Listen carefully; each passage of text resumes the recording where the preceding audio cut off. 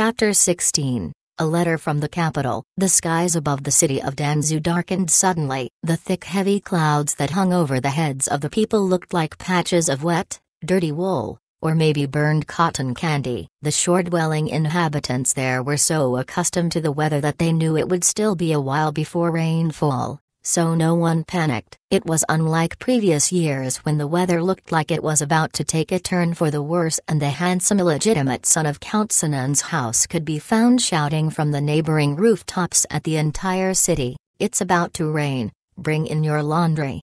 The only main street in Danzhou Harbor was filled with food and trinkets. Seeing a pretty boy in the crowd, one of the merchants tried to make conversation. "Master Fan, why don't you tell us to bring in the laundry anymore?" Fan's Yan smiled shyly and said nothing. He grasped his maid's hand with one hand and held some tofu with the other. Nobody was surprised that he helped the servants. Everyone knew that the illegitimate son of Count Sinan's house was unlike any other noble child in that he loved helping those beneath his station.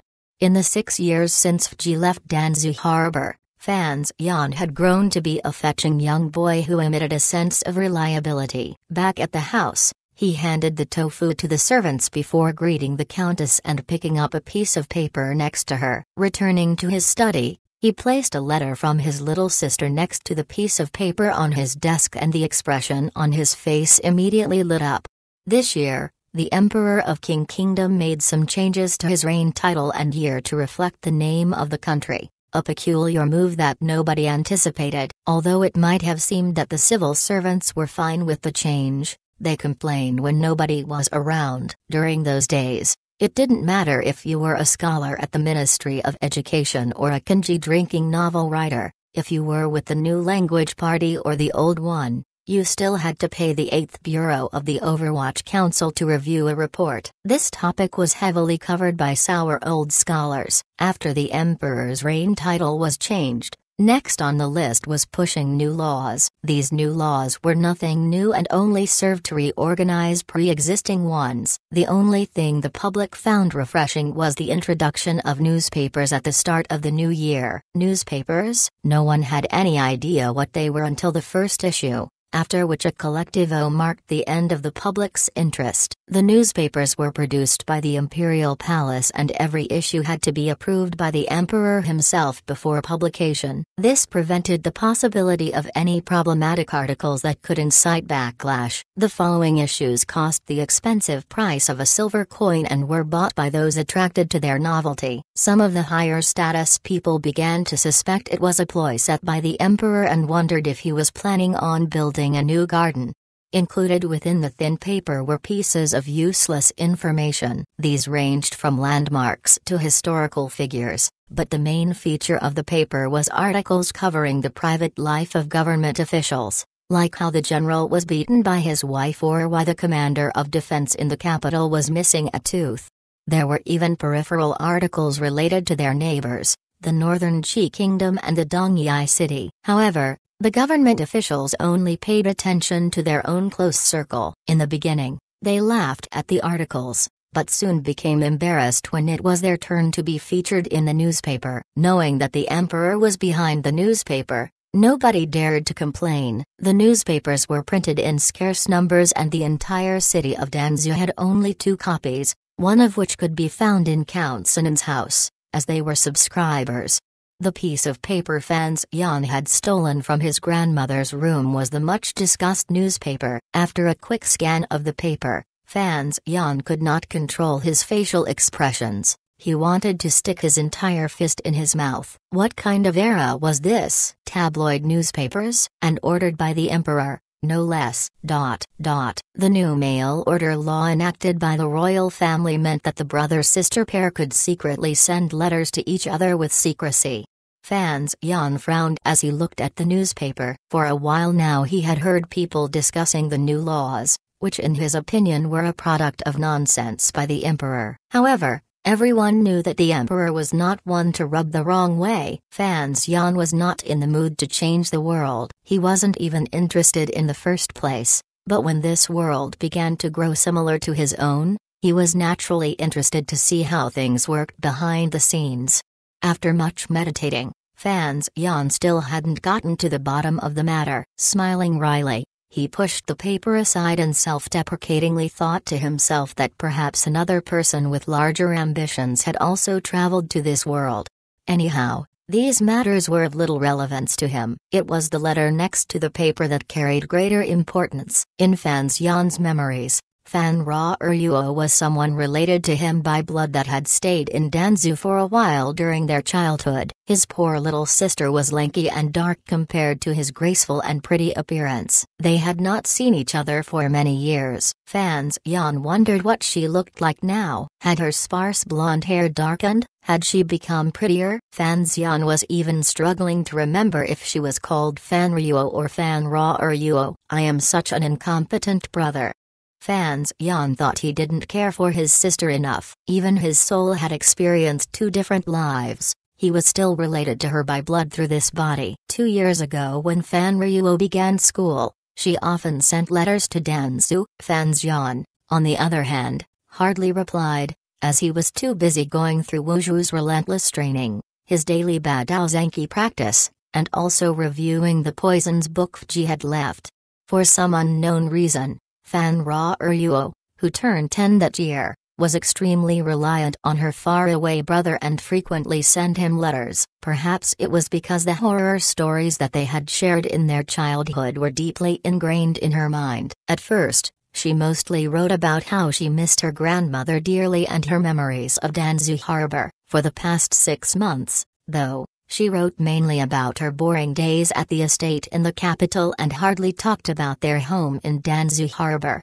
Fan Yan brushed the letter lightly with his fingertips, his pretty face tinged with concern. On the paper was his sister's delicate handwriting. She had written about her life in the capital recently and how she had been accepted into a school for aristocrat ladies. It was as if this was the natural pathway in life for someone like her. Chapter 17. I offer this kitchen knife to you. It was apparent from what was written in the letter that there was always something troublesome going on that didn't match Fan Ruo's age. Thinking back, after the head wife died, the woman who had given birth to a son started to become more and more arrogant in the capital. Because Uncle Sinan was always busy with official affairs, Fan Ruo was alone in the capital. Perhaps there were some minor problems in her daily life. Picking up a brush and dipping the tip in ink, Fan Yan paused for a moment to think before writing his reply. In his letter, he was rather roundabout in telling her to spend as much time with Count Sinan as possible, and to behave herself in a lovable and mellow manner. She must not openly complain, but she should occasionally show her hidden bitterness. Secondly, she must stand her ground in front of that woman and a certain proud younger brother. As people would often say, make yourself too kind and people will take advantage of you. If Fan Ruo didn't wish to be treated unfairly, at the very least she should show her willingness to defend herself. Thirdly, she needed to be kind to the house servants, especially to Count Sinan's aide. She needed to observe the uncle with a pure, innocent gaze as the latter displayed his boring methods. Finally, and as slightly as possible, she should offend the female master in the capital and bear the consequences for a bit. Then she should find a way to let the male master know about it. Any man would have a strange desire to protect, especially his own daughter. Under such circumstances, Count Sinan would certainly remember the daughter left behind by his late head wife. But there were still limits to such methods, and Fan Yan hinted as in the letter. Fan Yan didn't know if this trick he picked up in his previous life from romance novels would work, but he believed that if Ruo was bright enough, she would figure it out. Afterwards, he impatiently waited for her to write back. He was afraid he might bring trouble to the 11-year-old girl. 2 months later, Fan Ruo's letter came. From the content, Fan Yan could tell that his younger sister had been happy recently. He didn't know if it was due to his suggestions or if there was never an incident of mistreatment in the capital in the first place. In the letter, Fan Ruo asked why treat the servants kindly. Seeing this made Fan Yan realize that, in a hierarchical society such as this, not everyone was equal. In response to her question, He wrote back a few anecdotes to explain to her that kindness benefits both others and oneself. Fans Yan had originally planned on copying down some stories from the Decameron and send them along with the letter. In his previous life, Fans Yan remembered the leading critics always praising Giovanni Boccaccio for glorifying romance and equality between men and women in his words. But after giving it some more thought, Fans Yan gave up on the idea, as he remembered there were a lot of adult content in the Decameron. This was a small episode of Fans Yan's free time that somehow provided him with some mental sustenance, and it got to the point where seeing how that girl was doing in the capital became one of the highlights of his life. Although Fan Ra Eruo was very young, she could sense her older brother in Danzu was no ordinary child. Despite their age difference, the siblings' exchange of letters like these showed that Fan Ra Eruo was slowly being influenced by Fans Yan. Her vocabulary was much more mature than that of other girls her age. She had also started to notice the minute changes occurring in the world. Kites in spring, fish in summer, bluebirds in autumn, geese in winter. Between the exchange of letters, seasons passed.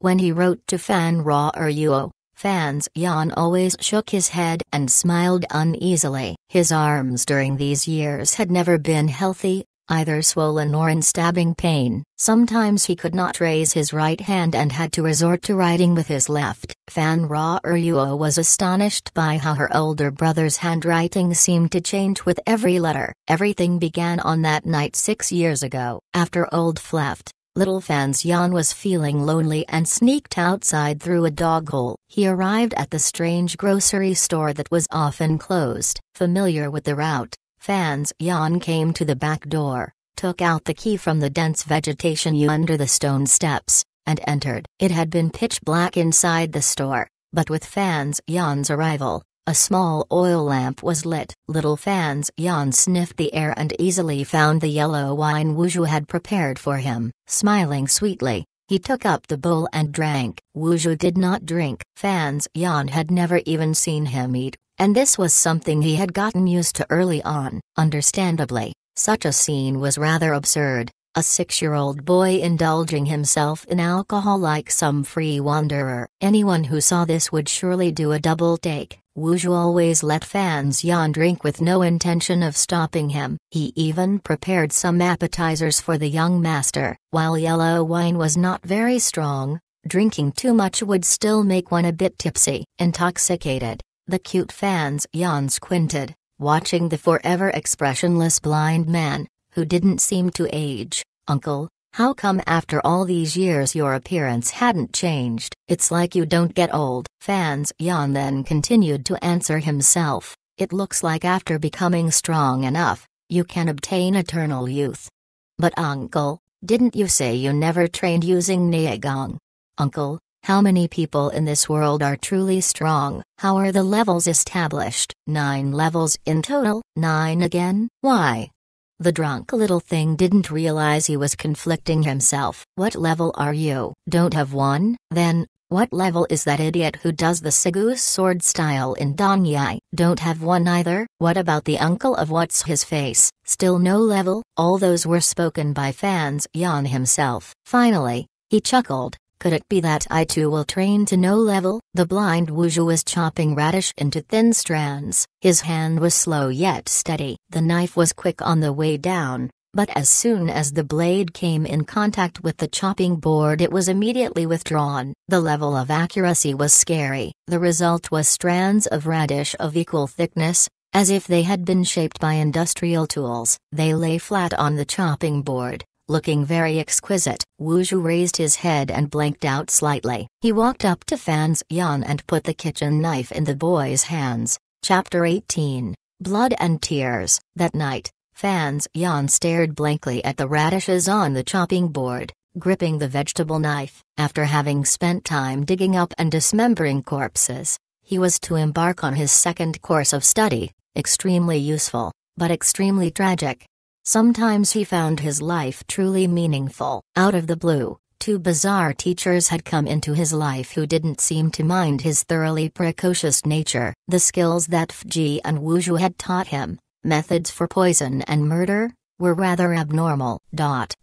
Late in the night, a slight tapping could be heard from the back of the store. "Business is slow today," said Wu Zhu, leaning forward and speaking coldly. Fan Xian wiped the sweat from his brow. Looking at the mountainous pile of radishes that he had cut up, he smiled, moving his right wrist. He had discovered that, after years of chopping radishes, he had developed a quickness on par with Wu Zhu, and when it came to the fineness of the shredded radish, he was starting to catch up. But his right wrist still swelled and ached. The sound of chopping still echoed through the store, and he knew that the difference between Wu Zhu's control of the knife and his own was enormous. Although he didn't understand what chopping radishes was supposed to do for his practice of martial arts, he was still aware that Wu Zhu was capable of going toe-to-toe with the four grandmasters. So he began to immerse himself in the act of radish chopping, beating out a rhythm on the chopping board. Of course, this was not the only training he undertook with Wu Zhu. He spent many hours training in conventional techniques such as the horse stance and mountain climbing. Wu Zhu's demands on him were great. He spent so long in the horse stance that he found it near impossible to squat upon a chamber pot. He chopped vegetables until his wrists ached, and he ran so far that he found it difficult to get up in the morning. But the hardest part was that every 3 days, Wu Zhu would take him to a remote place outside Danzu to train. Although it was more accurate to say he simply beat the young boy senseless with all of his unparalleled strength. His was a bittersweet childhood, filled with blood and tears. This was how her ladyship had trained her servants back in the day, explained Wu Zhu. Fan Xian felt somewhat apprehensive about his training. It had to be hard, strict, and practical, and involve a great amount of physical practice. In Fan Xian's previous life, this had been the principle that had gained China a great many gold medals. But Fan Xian did not complain. Instead, he simply smiled at the tasks that were assigned to him. On the surface, it seemed like he was only following orders, but his adult's intellect told him that this truly was all for his own good. The powerful Zenki within him had grown all the more violent over the years. He could hold it within the Danshan and Xushan points in his pubic region and his spine, but in the rest of his still developing body, he couldn't prevent it from overflowing and cutting off various meridians. He often found it appearing to overflow outward,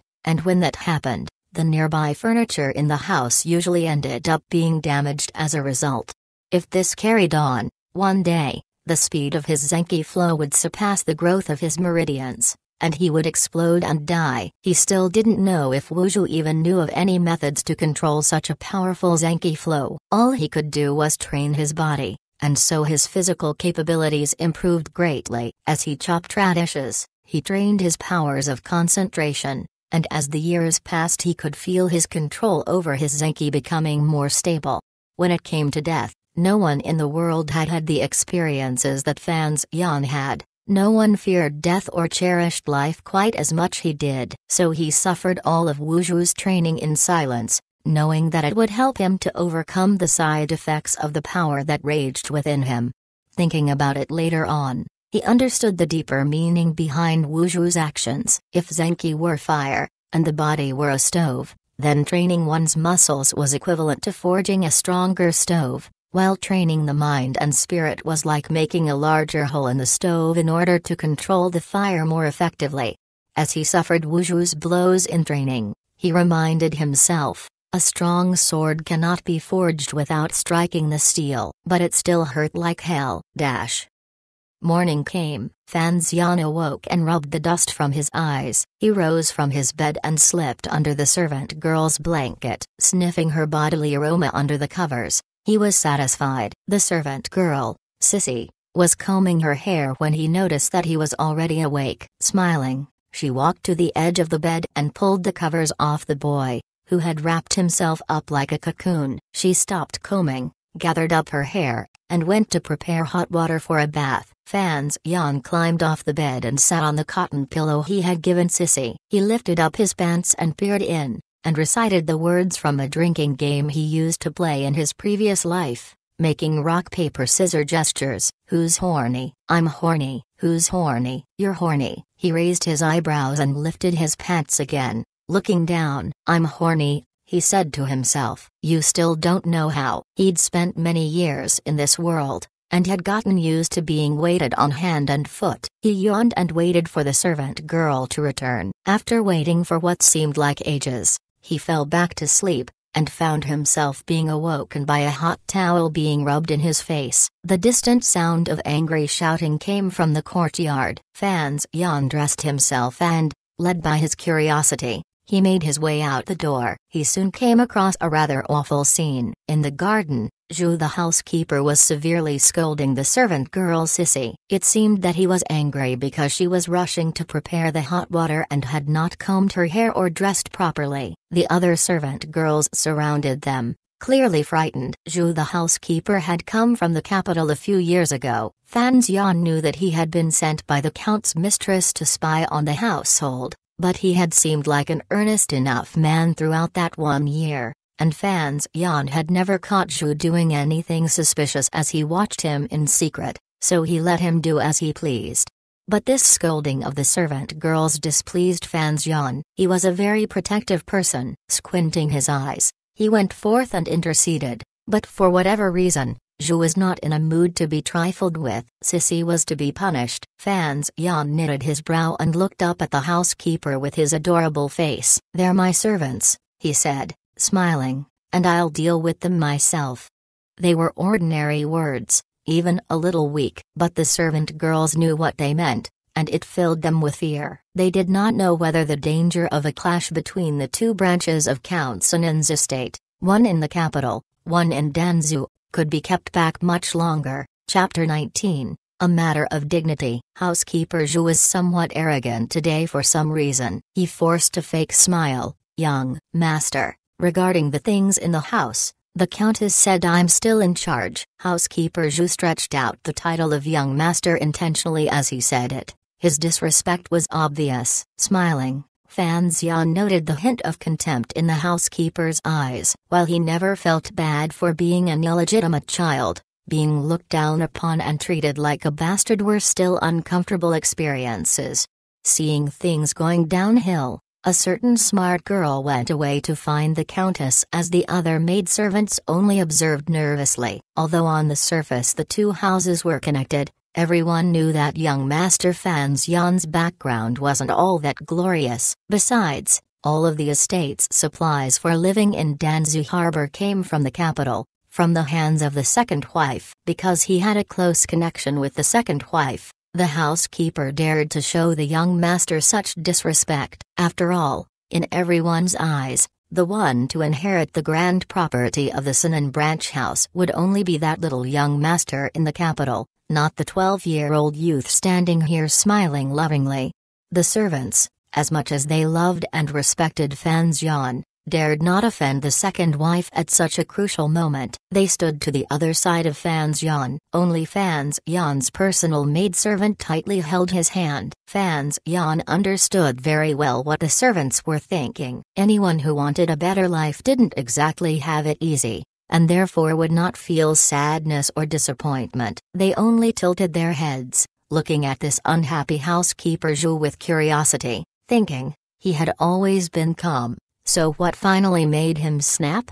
Housekeeper Zhu was Count Sinan's second housekeeper in Jingdu. Because he made some small mistakes in the capital, he was chased far away to the remote Danzhou harbor. However, Housekeeper Zhu did not believe he had actually departed from the lavishness of the capital, and did not grieve over it. Count Sinan's head wife had been dead for many years, and his second wife gave birth to a son 7 years ago. Because the second wife's family had some reputation, naturally, she wanted to take advantage of the situation and aim for a proper place. It was during a time like this Housekeeper Zhu arrived in Danzhou. Undoubtedly, he had come with ill intentions. In order to fulfill his duty, he meticulously managed the Count's estate and was exceptionally respectful towards the Countess. He was also kind towards the servants and rarely meddled with the private affairs of others. But every time he saw that little mongrel, the one who led to his disguised exile, he couldn't help but show his true feelings. No one knew why,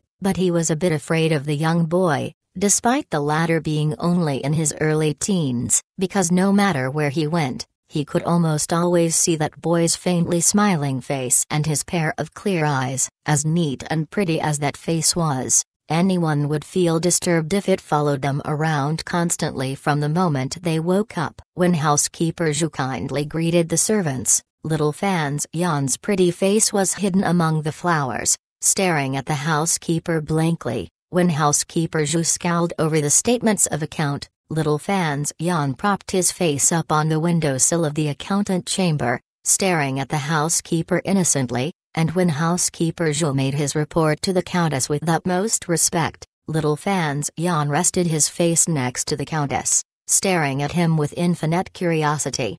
After several months like this, housekeeper Zhu was almost driven insane. He could see that innocent beautiful face at all times. It was like the face of a ghost floating in white mist, a face that beautiful could only belong to a ghost, a face which stared at him so intensely. With his psyche almost at its breaking point, he even began to become paranoid. Could that boy know he was sent here to deal with him? But then housekeeper Zhu thought, that little mongrel is too young. How could he know the dangers of the adult world? But why is he always looking at me? Why, just like now, if I were him, I'd feel humiliation. How could he still smile like that? Housekeeper Zhu smiled coldly, thinking, thing will be over soon. There is no need for me to get upset over this brat. Fan Xian didn't realize his unscrupulous observation of housekeeper Zhu would be so taxing on the housekeeper's psyche. But even if he had known, he wouldn't feel sorry about it. He was only curious as to what methods this aunt in the capital would deploy to deal with him. But after seeing housekeeper Zhu scolding his maidservant to save face, Fan Xian's expression turned gloomy. After hearing how the housekeeper pronounced young master, Fan Xian's smile slowly faded. I heard young master chased a maidservant out of the house a few years ago. Such unruly behavior certainly won't do. Housekeeper Zhu continued to talk with disdain, ignoring the youth's gradually worsening expression. You are still young. It would be best from now on if you didn't worry about the things in the house. Fan Xian laughed. Are you warning me to stay put? Housekeeper Zhu claimed he wouldn't dream of it, but his tone was overflowing with arrogance. Who would dare? It's just that before coming here, the second wife ordered me to look after you, since you are still of tender age. So then you aren't afraid of me using my authority as your master to slap that big mouth of yours? Fan Xian asked, curious. Housekeeper Zhu chuckled, stroking the sparsely grown beard on his chin. He said, young master, even though you lost your mother as an infant and lacked discipline growing up, everyone knows that you still had the upbringing of a learned scholar. You wouldn't treat your servants so harshly. The housekeeper looked at the beautiful youth before him and laughed to himself on the inside. A mere child he is, to think he would try to use his authority to threaten me. Oh. Fan Xian came back to his senses. As if just realizing his identity as an illegitimate child, he turned and left. The maidservants, while secretly wanting justice for the young master, took a breath of relief since no conflicts had occurred. Sissy held Fan Xian's hand as her eyes began to tear up. She felt sorry for the young master, but was afraid he would become upset. Only after side-eyeing Fan Xian and discovering tranquility in his eyes did she finally come to peace. Taking Sissy's hand, Fan Xian led her inside and set up 2 stools by the door. He made Sissy sit on one of them before making his way into the garden with another stool. The maidservants had not yet dispersed. Housekeeper Zhu was still savoring his earlier display of courage. Fan Xian set the stool directly in front of Housekeeper Zhu. Those nearby were puzzled. Housekeeper Zhu was no exception, and was about to raise a question, but little Fan Xian had already stepped onto the stool. At only 12 years of age, Fan Xian was not very tall. On top of a stool, he was only the same height as Housekeeper Zhu. The people were confused, not knowing what Fan Xian was about to do. At that moment, Fan Xian puffed 2 breaths into his right palm and raised it high. What are you doing? The sentence hung in Housekeeper Zhu's mouth and came out with a shower of spit. Fan Xian brutally swung his little hand forward. With a loud and crisp smack, Housekeeper Zhu tumbled over to the ground. A red handprint appeared on his face. and there was some blood on the corner of his mouth. He was physically stunned by the hit. There was no way he would have expected such strength to come from a child, not to mention this child actually dared to hit him in the first place.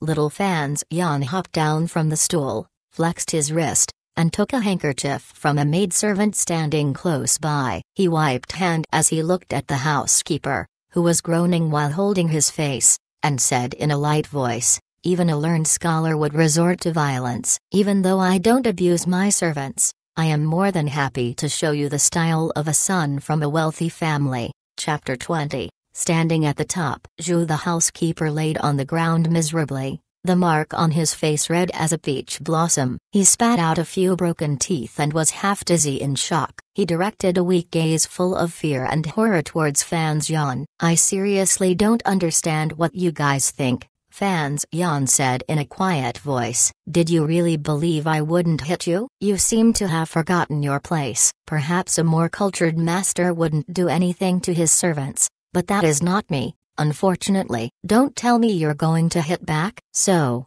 that's that. All you can do is to deal with it and endure, laugh, or go cry about it to the Countess or back in the capital. But from now on, don't go into the back garden. I dislike seeing you." After saying this, he dusted his pants off and turned to Sissy, who was sitting dumbfounded on the stool. He told her quietly that he wanted to go out and left the Count's estate. Behind him, looks of fear inevitably surfaced on the faces of the servants. None of them would have thought this cute, gentle boy had such a violent side to him. The contrast between the two sides shook everyone to the core and made it all the more terrifying. At this time, the Countess had arrived in the back garden too. She looked at the groaning housekeeper on the ground and thought of that child. She couldn't help but express a glint of meaningful happiness. Chasing the head servant out of the house last year, and slapping Zhu the housekeeper silly today, the 12-year-old Fan's Yan finally established his authority in the Count's estate.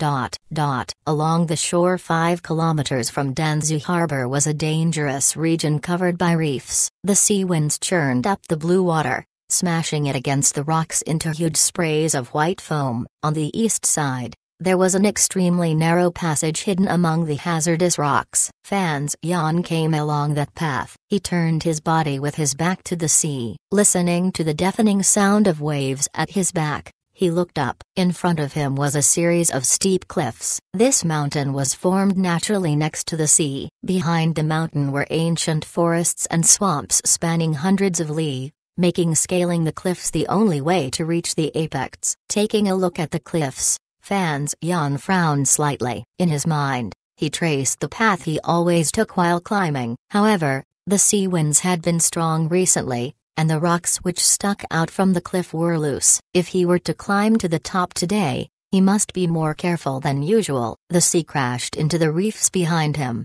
but the rocks proved cold and insurmountable, with only some seawater reaching the shallows, making this area of the shore wetter than others. Fan's Yan's shoes got wet from standing there and his feet felt quite uncomfortable. Taking off his shoes, Fan's Yan put them in a clean cavity just below the cliffs. Taking some coarse sand and rubbing his palms together, he began to adjust his inner zanki. Having readied himself, he planted his right hand securely onto an inconspicuous outcropping and deftly lifted his entire body into the air. He began to climb up as if he weighted next to nothing. He ascended rapidly. With his entire body flattened against the cliff surface, he looked like some strange animal which was adept at climbing. Each time he reached out his hand, planted down with his foot, or lifted himself upwards, it all seemed effortless. There were no signs of difficulty.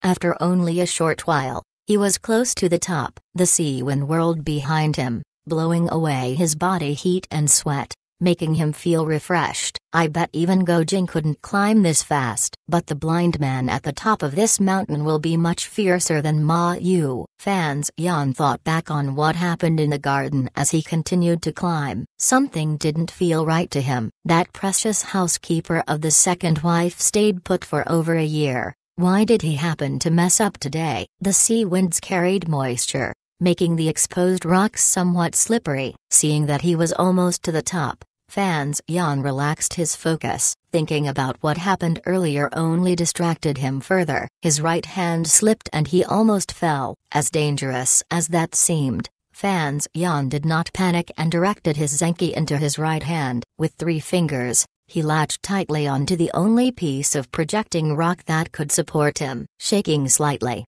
his fingers looked as if they were deeply embedded into the rock, unmovable. A wooden stick reached down from above, gesturing him to grab it. Fans Yan seemingly wanted to avoid this stick very much. He didn't even look at it and started to swing his body. With the tip of his feet, he kicked against the cliff's surface, providing him with the momentum to propel his entire body to the top. The maneuver was as risky as it looked. You weren't focusing enough. That could cost you your life. At the mountaintop, on the edge of the cliffs, Wu Zhu stood facing the sea breeze. His clothes were made from coarse fabric and a strip of black cloth covered his eyes. Fans Yan ignored him and sat down in a lotus position. After a short period of adjustment, he stood back up and told Wu Zhu about what happened today at the house. He also expressed his suspicions, hoping Wu Zhu could provide a definitive answer. You think a single slap will keep the housekeeper in check? Wu Zhu asked coldly. I do.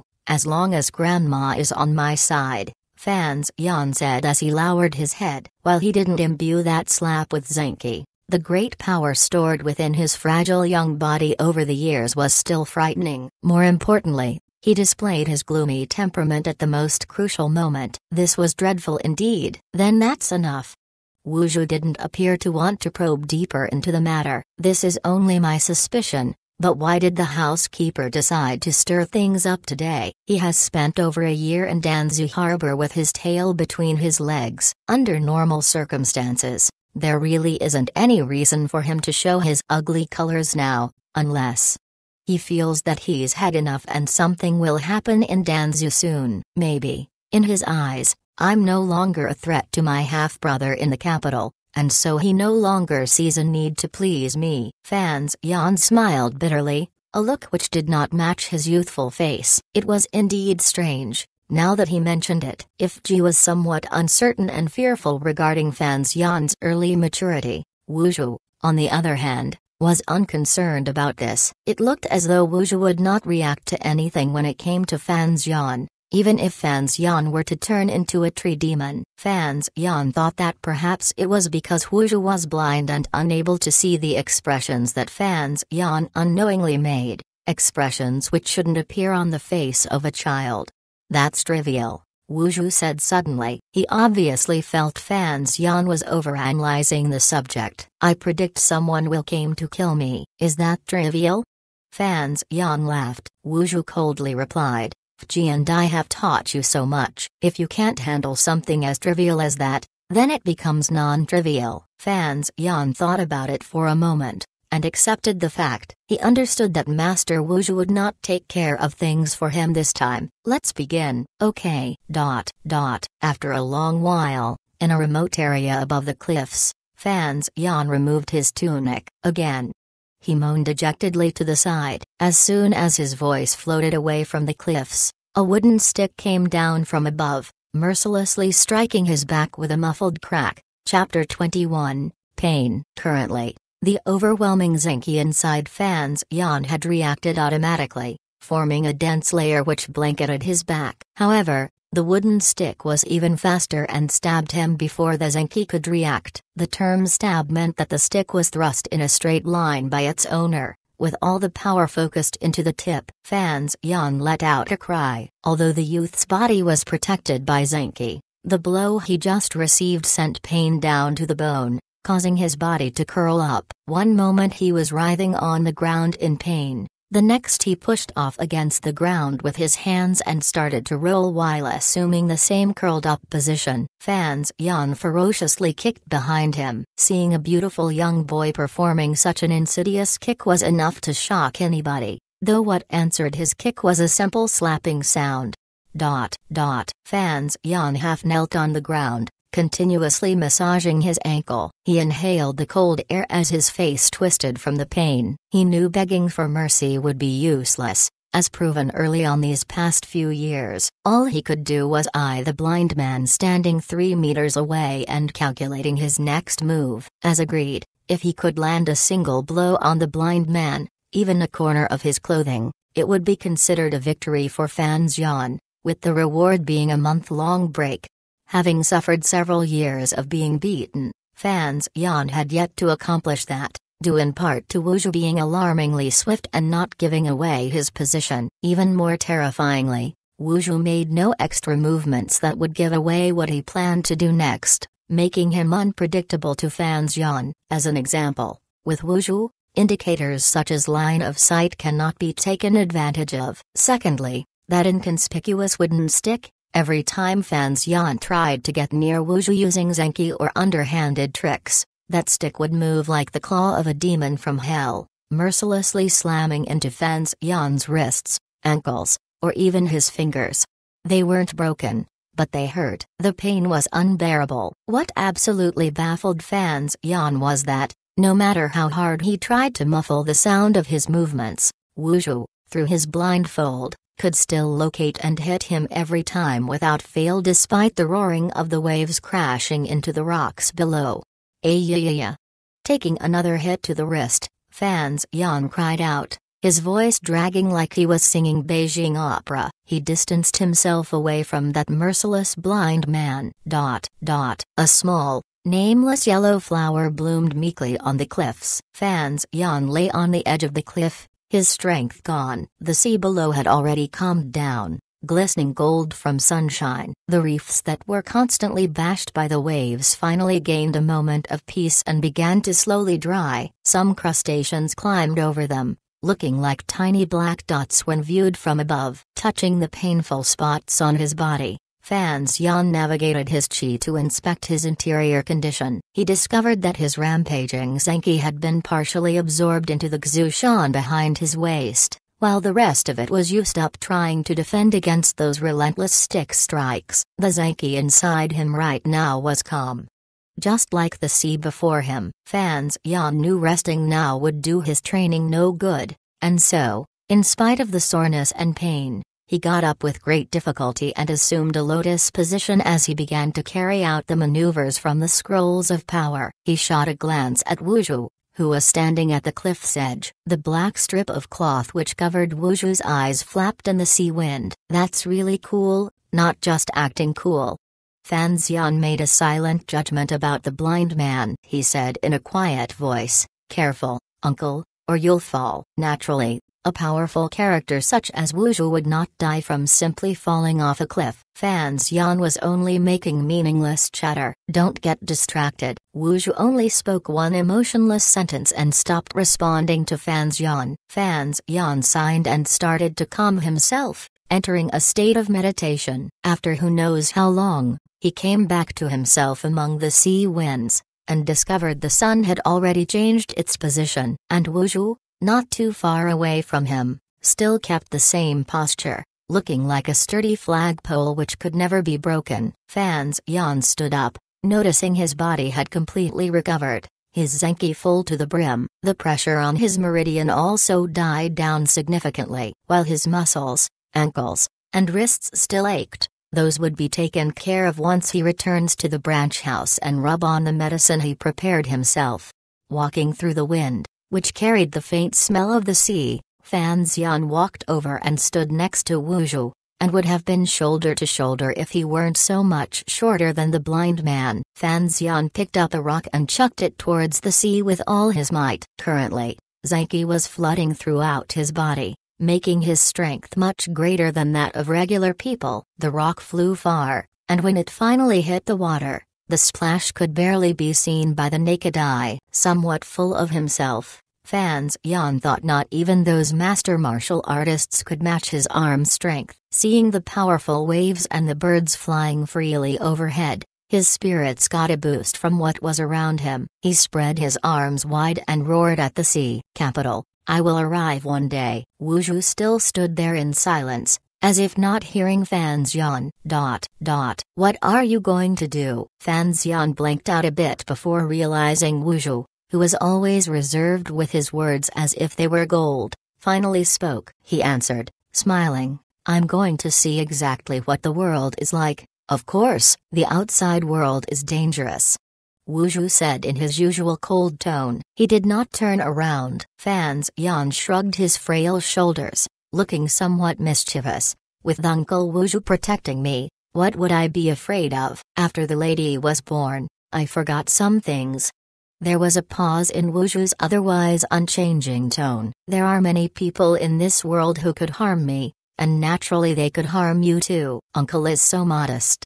Fan Xian laughed sweetly, thinking, in this still unfamiliar world, I have only you as my bodyguard. If ever you decide to walk away, what would I do? If I was with you in the capital, I would bring you trouble. Fan Xian raised his head, looking at Wu Zhu's almost eternally expressionless face, and thought for a moment. He then answered, with some embarrassment, I would protect you. Wu Zhu finally turned around after hearing this, and intensely looked Fan Xian in the eye, and said, the lady. She said the same thing. Fan Xian smiled, knowing part of his shamelessness came from his mother after all. Chapter 22, The Poets. Why do you wish to see this world?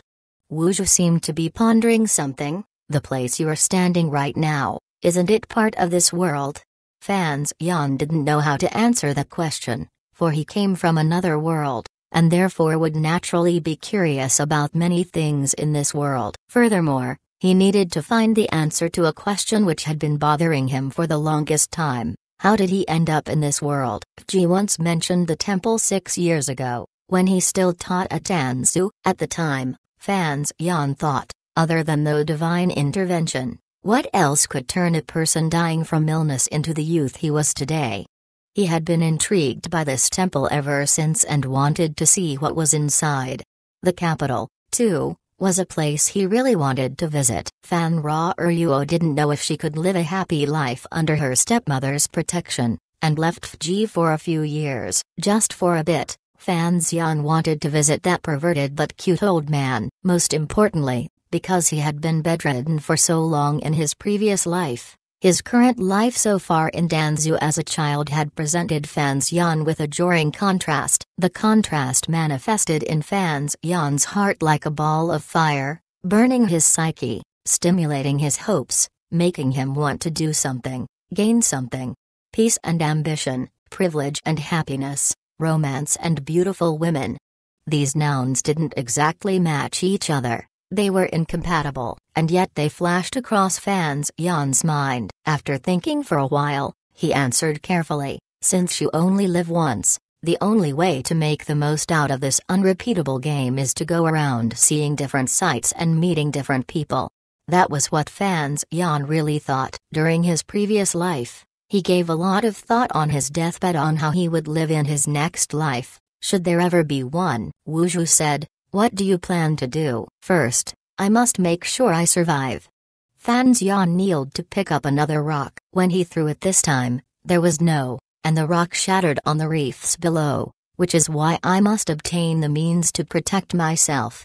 And then, I've set 3 goals for myself. Wu Zhu quietly listened. First, I am going to father many, many children. Second, I am going to write many, many books. And third, I am going to live a very, very nice life. Fan Xian was extremely calm as he said such absurd things. There wasn't the slightest sign of embarrassment. Deep down, he reasoned that, since this world was not Earth, then as the sole example of a human from Earth, it was his biological duty to pass down the human's legacy by fathering many children in this world. At the same time, he believed he also represented the civilizations of Earth. Humanity's accomplishments in art through the millennia could not be found in this world. If he couldn't write, or should it be copy? Many, many books and let literary legacies such as Cao Xukan's works and Kill Bill shine in this ignorant world, he would feel sorry for the sages of this parallel universe living in solitude. And of course, he would feel most sorry for himself.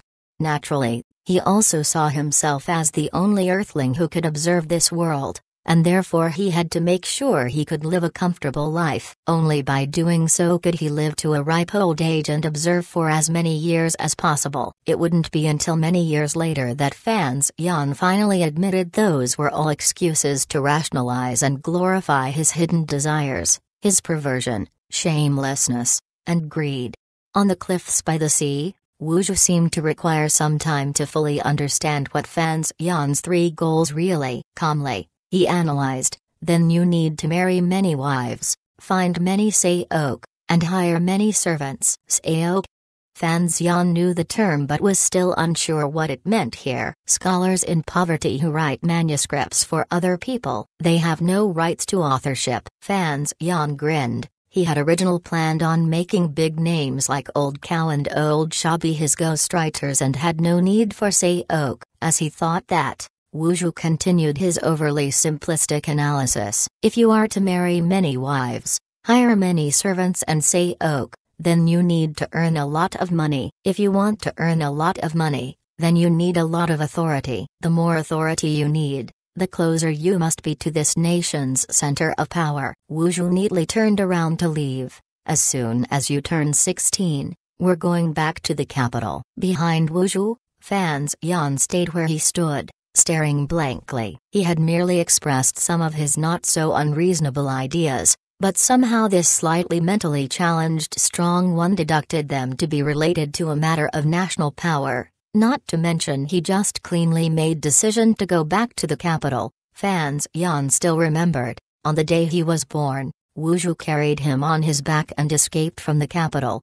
Fan Xian didn't know if he should laugh or cry at his current situation, so he slapped himself hard to get out of his trance. He caught up to Wu Zhu, and said, "Uncle, I told you what's on my heart. Shouldn't you reward me with something?" "What do you want to know?" "My mother. Why were people after us in the capital?" "Regarding the lady, I will tell you everything once you turn 16, as that's the lady's final wish. As for the people after us, you don't need to know, since they all died 10 years ago." When they got back to Danzu Harbor, it was already noon. Fan Xian parted from Wu Zhu a distance away, and Fan Xian made his way into the city by himself. The people of the city had already gotten used to seeing this young master wander outside on his own. Although there were no wild beasts or dangerous places around, people still felt the Count's estate was too careless regarding the safety of this illegitimate son.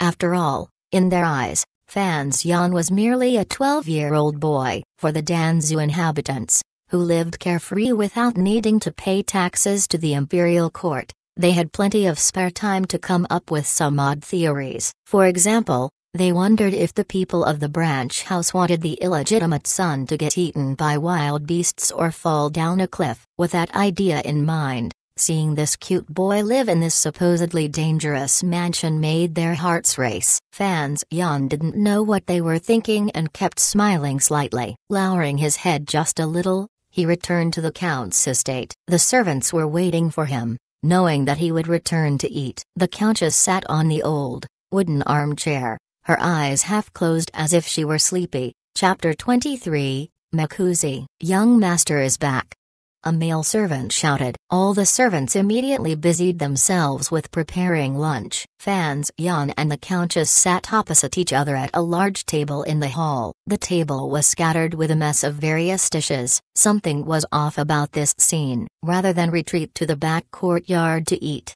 the idle servants simply stared at Fan Xian's chopsticks. Several of the younger servant girls were quietly salivating. They seemed hungry. This was an unwritten rule in the Count's mansion. Fan Xian stringently demanded it, and the Countess acquiesced, so everybody had gotten used to it long ago. As long as young Master Fan was having a meal in the mansion, others could only be permitted to eat after he had personally tasted and approved of each dish. The servants didn't understand why the young master, who had always been gentle and tender, insisted on such an unreasonable rule. One time, however, Donger, the servant who was closest to Fan Xian, tasted the saltiness of his food before Fan Xian did. She was subsequently driven from the mansion by a ferocious Fan Xian. After that, everybody knew that the young master did, after all, have a shameless aristocratic side to him." Windongur cried and left. The Countess just stared at her coolly without a word. The entire mansion was silent, except for the sounds of Fan Xian chewing and sipping soup. All of the servants quietly stood beside him with their arms at their sides obediently. Like all noble households, whatever food the master didn't eat was always sent to the servants' quarters as a reward. So Fan Xian ate less of each dish. He just picked away at the food with his chopsticks. He ate slowly and carefully,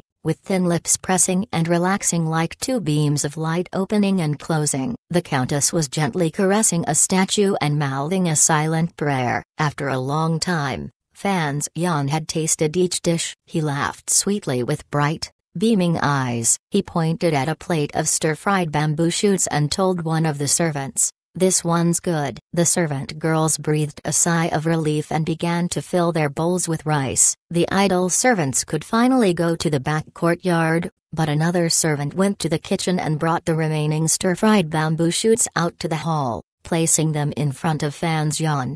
"Help yourself, ma'am." Fan Xian stood up, saluted the Countess, and received the bowl of food with both hands before politely placing it in front of the Countess. He repeatedly added the stir-fried bamboo shoots into his bowl, munching on them with a pleasant expression. On his handsome face, that kind of smile seemed exceptionally grotesque, as though he'd finally found something he'd been after for a long time.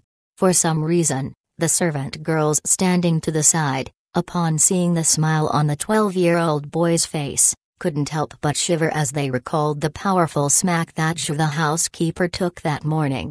I'll go to my room to finish my meal." Fan Xian told the servants this before taking a plate of stir-fried bamboo shoots and a bowl of white rice and going to his room in the side courtyard. It was very impolite of him to leave before his elder had finished her meal, but the Countess didn't say anything. In his bedroom, he ate some emetic powder and then started poking his fingers down his throat. After digging around for a while, he finally vomited out the remnants of the meal. He then immediately took several pills he had prepared himself out of the drawer and washed them down with fresh water. He directed his Zenki throughout his entire body and discovered there didn't seem to be any problems. This finally put him at ease. He looked at the plate of stir-fried bamboo shoots, smiling bitterly. He dumped them out into the chamber pot behind his bed. They had been poisoned with Mekuzi, a method often used by the secret agents in the Council of Auditors. Mekuzi is a beautiful, tangerine-like fruit which grows in the southern islands. Its flowers emit a strange, pungent odor and its fruit contains poison. When the fruit's juice is mixed with food, the dish is unlikely to change color and it will still smell normal. On the contrary, it will actually make the dish more fragrant. It was frequently used by the spies of the Council of Auditors in carrying out assassinations. After entering the body, the poison takes effect that night, when the victim convulses before dying. This is very similar to death by infection, thus making it difficult to divine the true cause of death. As the only student of Ji, the inventor of this poison in the Council of Auditors, Fan Xian immediately identified its slightly bitter taste when he tried the stir-fried bamboo shoots. The murderer was actually quite clever, for they knew to mix the Mekuzi fruit juice with bamboo shoots, which were themselves bitter. The reason Fan Xian didn't immediately leave the Countess just now to purge the poison was to keep her from being frightened. Now, he suddenly felt scared when he considered that if it had been some kind of fast-acting poison, instead of Mekuzi, he'd already be dead.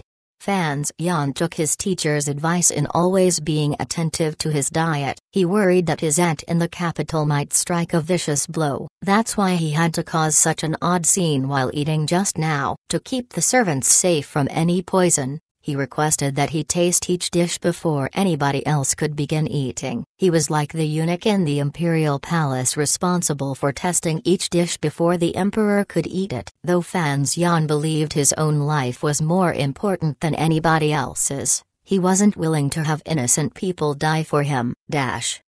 Seeing that the young master had came to the kitchen, the servants quickly stood up and offered him a stool. "Younger master, are you still hungry? Do you want to eat something?" one of them asked with a smile. Fan Xian smiled and said, Those stir-fried bamboo shoots were delicious. The chef standing next to him laughed. I'm glad you enjoyed them. Yes, they were quite fresh. When were they bought? Fan Xian nodded enthusiastically and asked carefully. We bought them this morning, so of course they were fresh. Oh, right. Did any outsiders enter the kitchen today? Mr. Ha, who normally delivers food, was ill. His nephew came instead. All right then, I should get going.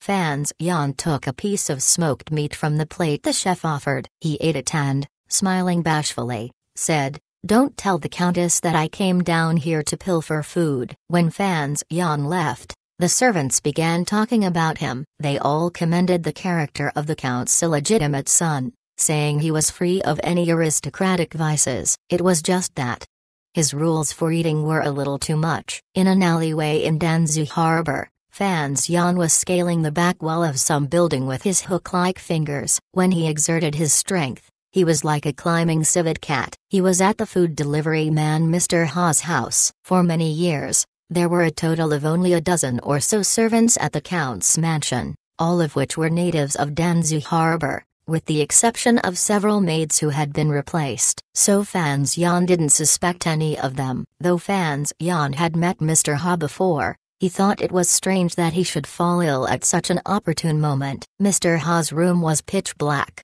but for Fan Xian, it was as bright as daytime. He quietly slipped into the room and smelled a trace of blood in the air. Chapter 24, Assassin. Mr. Ha's corpse lay on the bed, covered by a cotton blanket, with only his feet poking out. The smell of blood was faint, meaning the assassin had done some cleanup. Fan Xian would have missed it had he not developed a sharp nose while under Fji's tutelage. Fan Xian stood quietly in the corner. The darkness hid the assassin, and also Fan Xian. Trying to mimic blind Wuzhu's techniques, Fan Xian relaxed himself as much as possible. Zhangqi flowed slowly inside his body as his heartbeat merged with the noises outside. The assassin should still be around. The Overwatch Council's secret agents were always thorough. After poisoning Fan Xian, they would certainly stay until the night in order to ensure the bastard son was dead, after which they would leave Danzhou under the cover of darkness. Since the assassin was posing as Mr. Ha's nephew,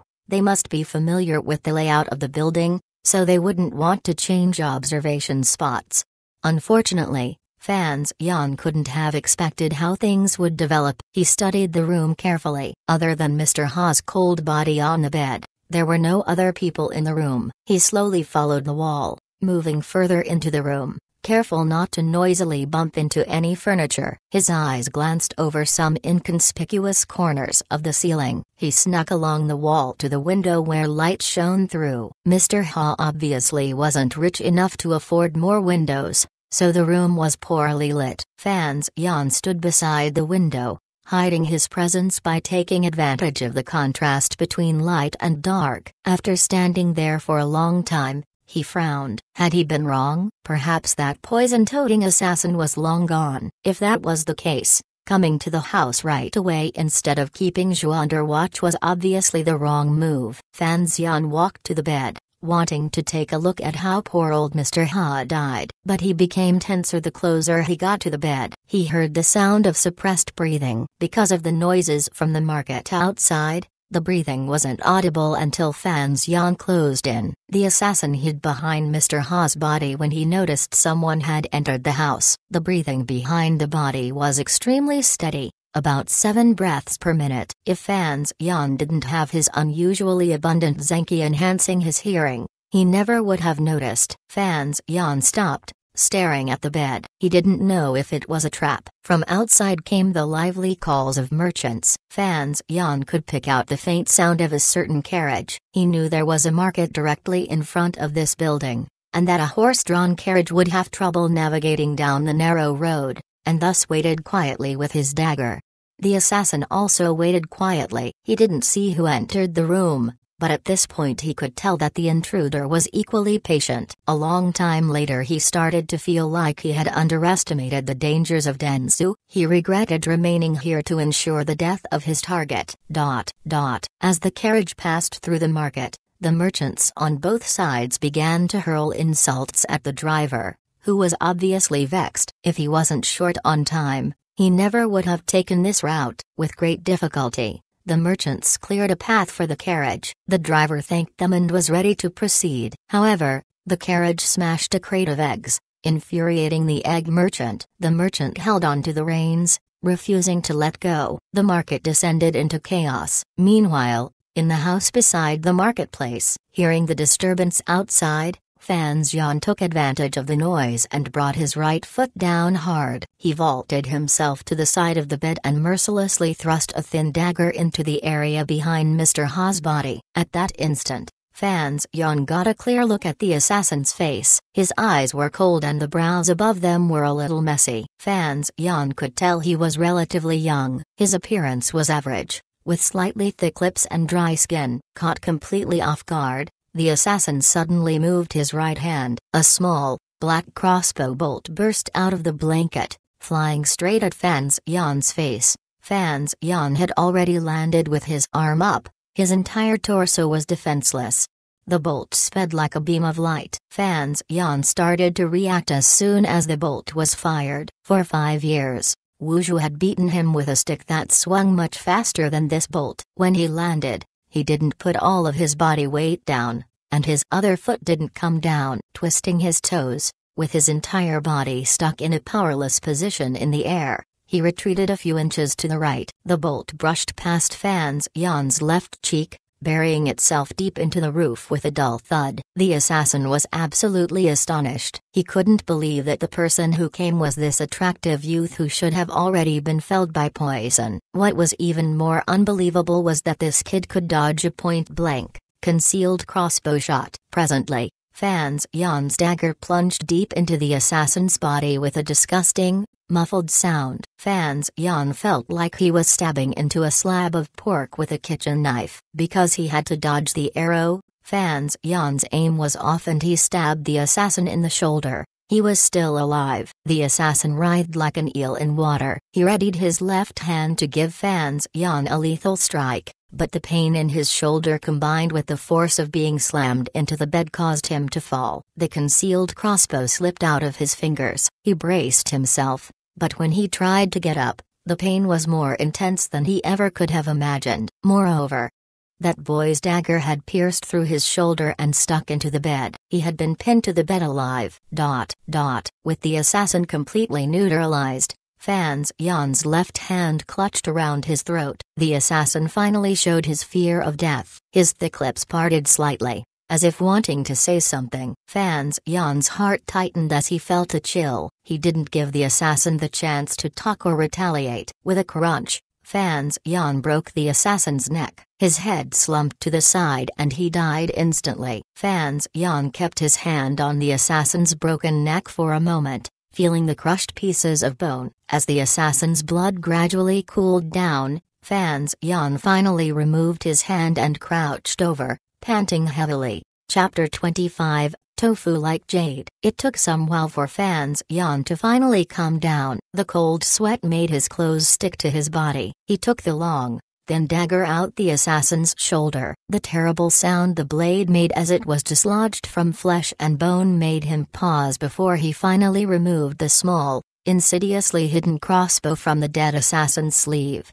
The slender blade was covered in some sort of black, opaque substance. Fan Xian knew that Masterf created a black coating that was not only poisonous but that could cause excruciating pain for anyone wounded by it. He carefully placed the blade inside a scabbard made of elephant hide and glanced at the corpses, those of the assassin on the bed and old Ha the vegetable seller underneath it before he turned to leave.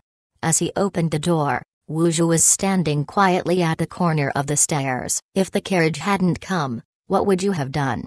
he asked. Fan Xian lowered his head and said nothing for a long time. Finally, having managed to get a hold on the horrible feelings that his first kill had brought up in him, he raised his head and smiled. "I would have stayed still like he did, and waited for you to come." They climbed down off the wall again. The lessons he had learned climbing the cliffs outside Danzu had finally been put to use that day. Fan Xian lowered his feet onto the floor and walked ahead, knowing that Wu Zhu would leave him, and that when he was in danger, he would appear again. He walked through the hustle and bustle of the market and stayed quiet, his right hand dangling by the side of his thigh as it trembled gently.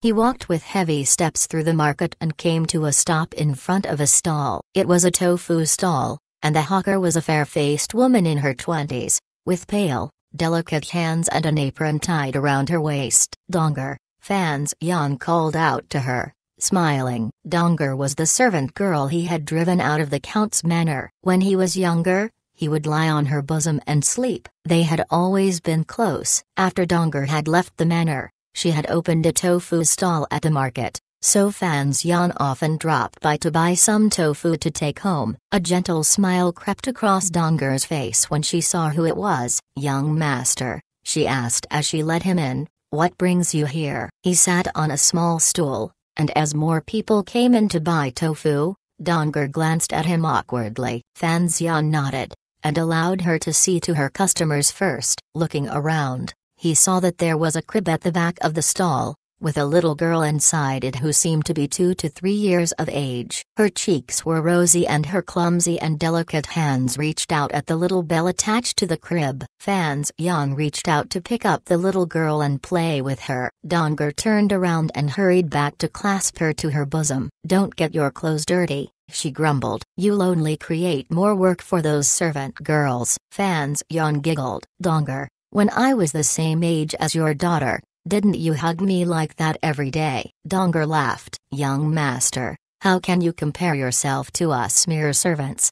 It was rather curious. Dongger had been chased out of the Count's manor for testing a dish before Fans Yan had had the chance to. But by the sound of it, she bore no malice toward the boy at all. Fans Yan scratched his head, unsure of what to say. Dongger realized that something was wrong with him, so she picked up her daughter and cooed to her. "This is the young master, can you say that?" "Young master." "Call me uncle," insisted Fans Yan.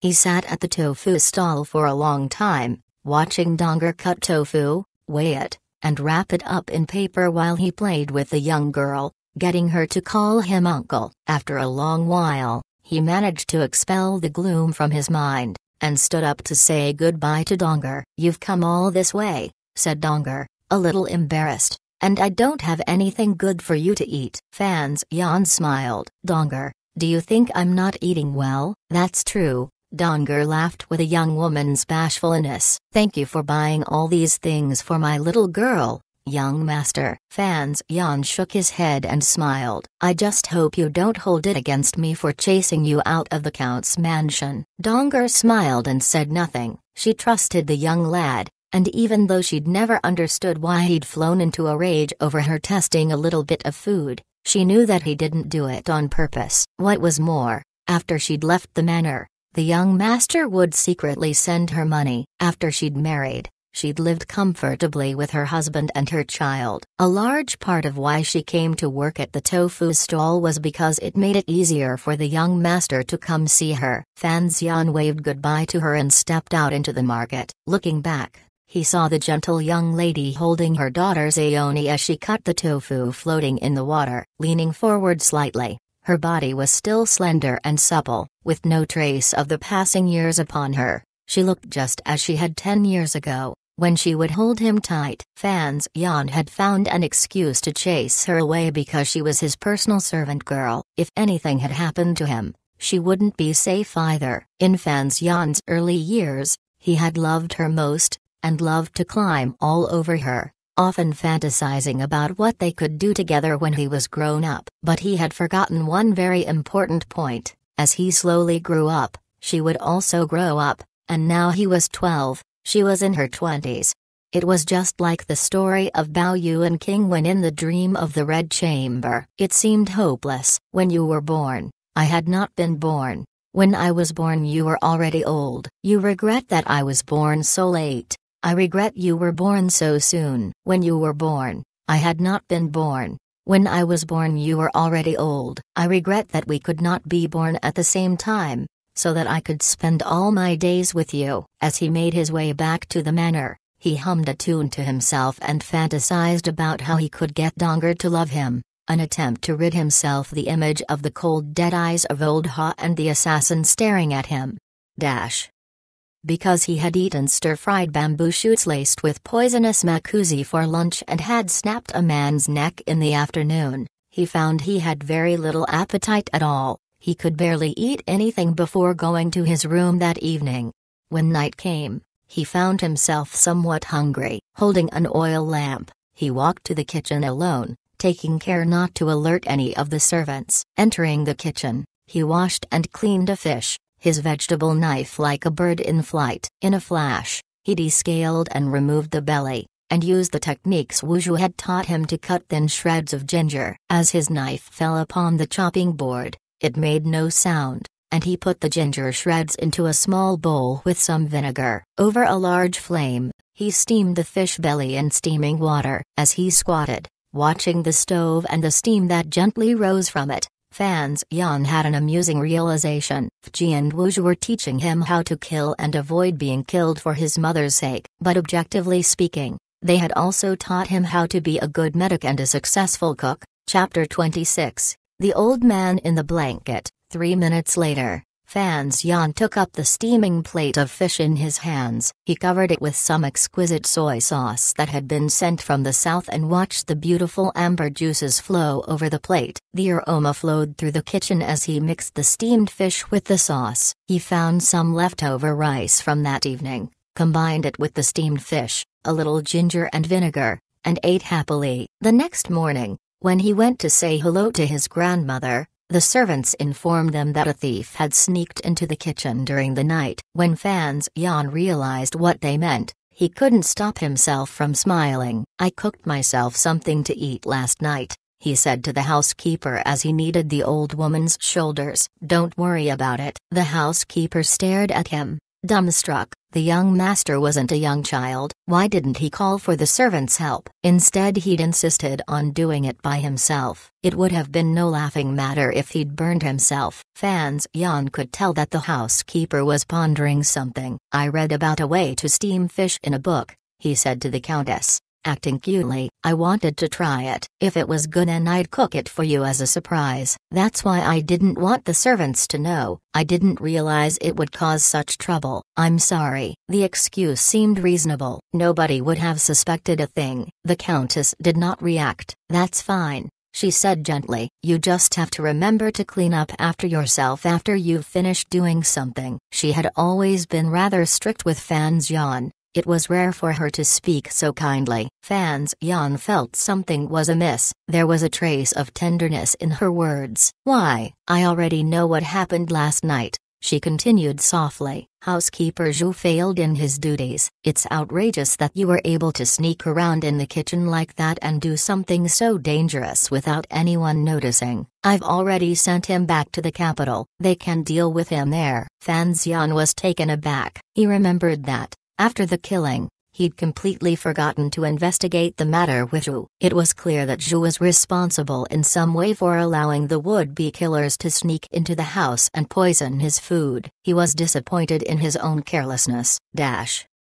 In the library the next morning, he skimmed over a few of the books that had arrived from the capital before heading out again. As he passed the market, he suddenly realized what his grandmother had meant when she had said, "You just have to remember to clean up after yourself after you've finished doing something."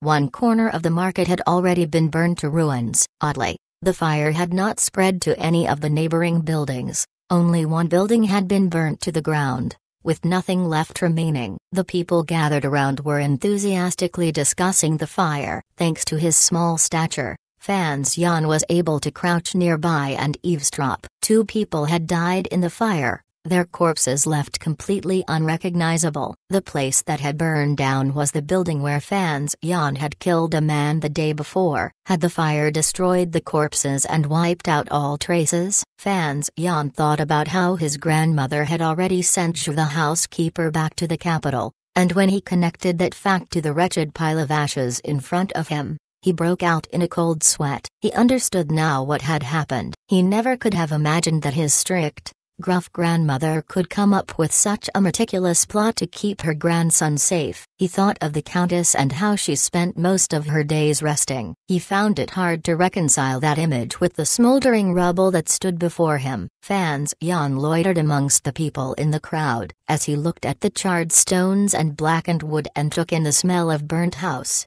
he realized something. The people around him had noticed his arrival. After having greeted Fan Xian, they were ready to say something to him. He acted as if he hadn't heard them and left the market, wandering toward the old grocery store. "The housekeeper has been sent back to the capital," Fan Xian said. Wu Zhu stood in the shop, facing the quiet street. He didn't react. The local residents had all rushed to the market to see what all the hubbub was about, so the streets were empty. "The building we went to yesterday burned down," continued Fan Xian. Wu Zhu still made no response. Fan Xian grabbed his sleeve, speaking in a firm whisper. "You think I'm stupid for forgetting to deal with you, don't you? I even had to get my grandmother to clean up after me." Wu Zhu turned towards him. "Are you trying to make me feel sorry for you? Do you think that you're so young, that you don't know how to deal with such things, so you've lost your self-esteem and you've come seeking my pity?"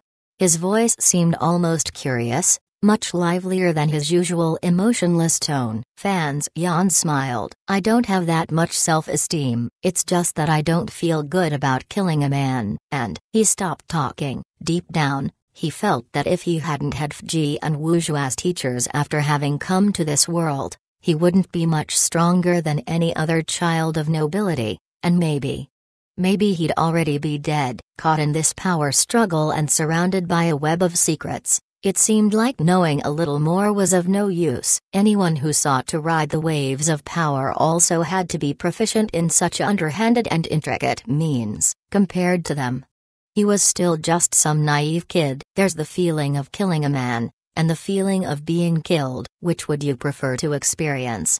asked Wu Zhu. Fan Xian wasn't sure how to respond. "Of course nobody wants to be killed. Since you already know the answer, don't ask me." Wu Zhu handed him a seal. "There's something else I need to tell you. The Countess expelled housekeeper Zhu from Danzu Harbor. She didn't have him killed, because she thought it best that the people of the capital didn't make a fuss about this." Fan Xian looked at the seal. It seemed familiar. He'd seen it used on paperwork around the Count's house. It belonged to Zhu the housekeeper. He raised his head and looked at Wu Zhu with suspicion. "You killed him?" Wu Zhu nodded. Fan Xian suddenly remembered the assassin's identity. Why were the poison and the follow-up methods used by the assassin so similar to the methods of the Overwatch Council? He asked, puzzled. "Ask Fji." It was a bright spring day in the capital. In the west end of the city stood a square building, its exterior painted gray-black. Within this sinister-looking building, in a secret room, a thin-faced, clean-shaven man sat in a wheelchair, his legs covered by a smooth woolen blanket. The glass windows of this hidden room were covered completely by a thick black cloth. Not a single speck of sunlight could enter. Many years ago, this man had contracted a serious illness somewhere in the north. From that point on, he began to fear the light. "Master F, how goes the investigation in Danzu?" the old man asked the strange, gray-haired man, the same age as he was, who stood before him. He gazed into his brown pupils and smiled. Fji sat in his chair, sipping tea, looking at the strange smile that crept across the lips of his superior officer. "Which of us is the real old pervert?"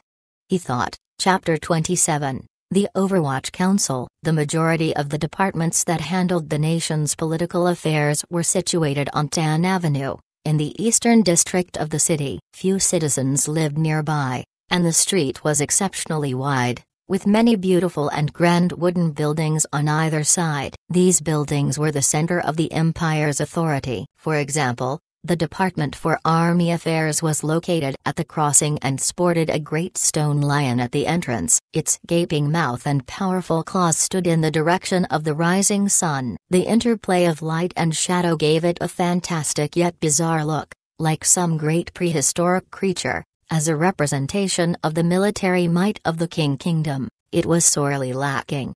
But the true center of the kingdom's power lay in the bowels of the palace in the northern part of the city. Save for its tall watchtower, The palace lacked the towering height of the other government offices, but the thick palace walls and magnificent courtyard within made it feel like extremely sacred ground.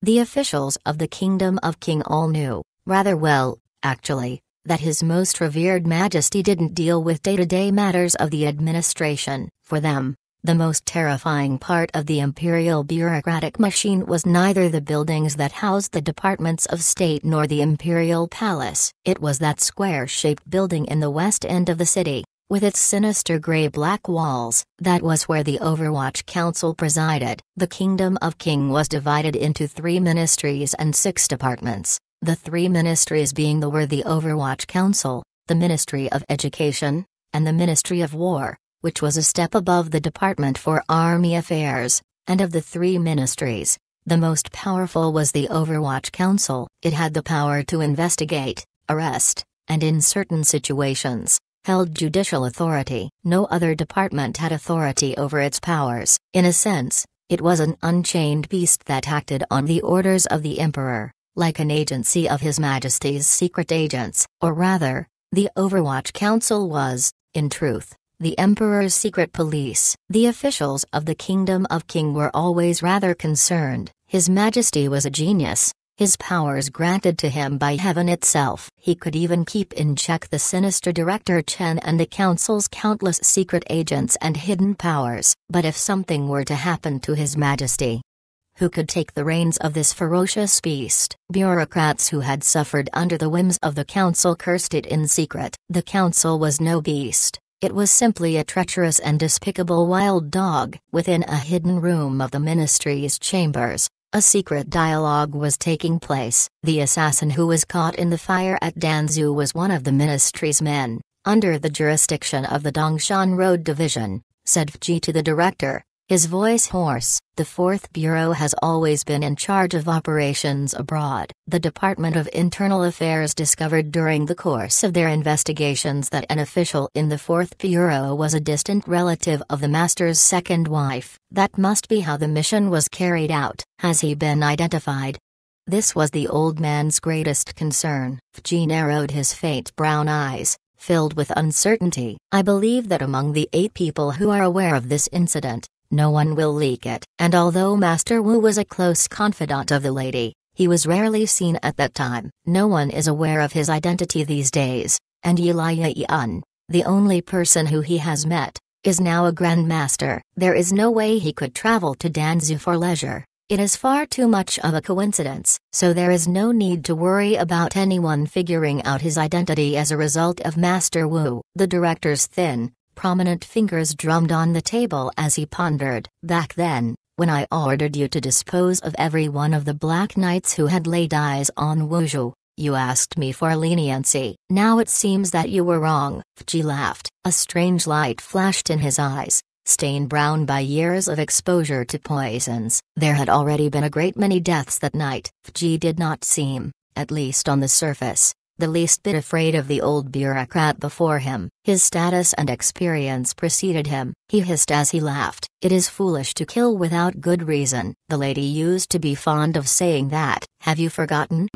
The old man smiled. It seemed that he was reminiscing about happy memories, but his smile remained the same even as he gave his sinister orders. The Dongshan Road is under the jurisdiction of the 4th Bureau, as all the necessary signatures were obtained for authorization and there were no errors in the process. There's no reason to hold accountable for this incident. As for the others, deal with them as you wish.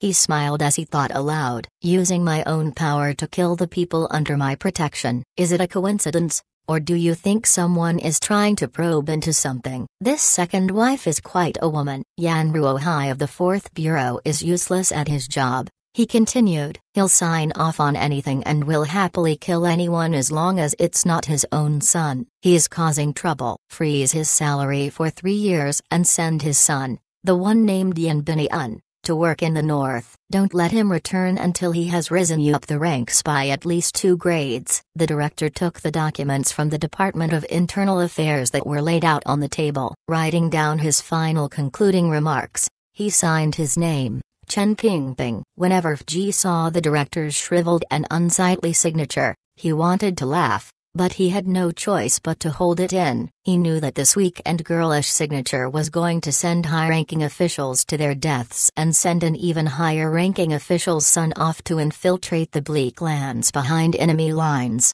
forbidden to return until he could prove that he was of exceptional worth. That was a fate worse than death. The old man laughed to himself. I grew up with Fan Jian. I didn't expect his family affairs to cause me such grief. Send one of your best men to investigate how the second wife is involved in all this. Fan Jian was Count Sinan's personal name, the name of Fan Jian's father. Ji knitted his bow, and his brown eyes trembled. Impossible. They should be under the impression that the child died long ago. You misunderstand me. I'm also certain that they are unaware of Fan Jian as the lady's son. The director smiled. His Majesty has always demanded that we keep our distance from the nobility and the bureaucracy. And yet, the year that you were sent to Danzhou, even though it was kept secret, it is still possible that they may have found out, whether it was the Empress or the Prime Minister. Our connection to Count Sinan is a source of great intrigue. There is a power hiding in the shadows,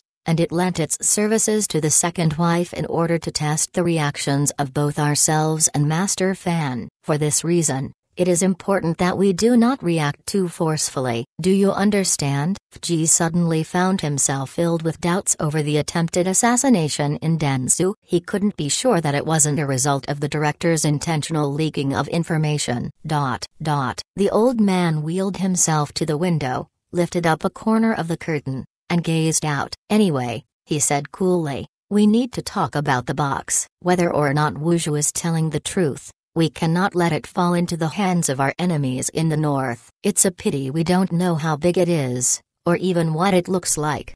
Ji stood next to the director, following his gaze out of the window. When I end up in hell, you'd better be right behind me so we can play cards together.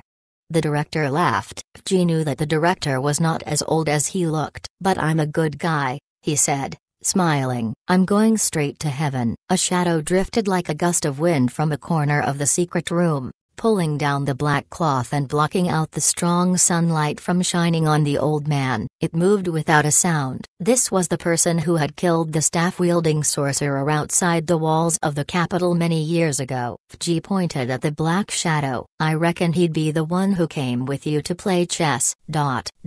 Outside, the sun shone brightly, and the tiles on the main hall of the Imperial Palace shone with a deep gold light. As pedestrians passed by the entrance to the Overwatch Council, they found themselves crossing to the other side of the street. It was as if they feared that its gloomy air would spill out onto the street. A stone tablet stood by the entrance of the ministry's chambers. Gold words were painted on the table. I wish for the freedom of all peoples of the Kingdom of Qing. One must suffer mistreatment without surrender. One must suffer great calamities without retreat. Should disaster strike, do not be afraid to face it. Do not submit to the whims of beasts. A name was written underneath, Yi Qingmai. No one knew who Yi Qingmai was, but the people of the capital all knew that the tablet was placed there when the Overwatch Council was built. It shone with a golden light, as if it were in contact with the tiles of the Imperial Palace far away, as if it hid away the darkness within both buildings.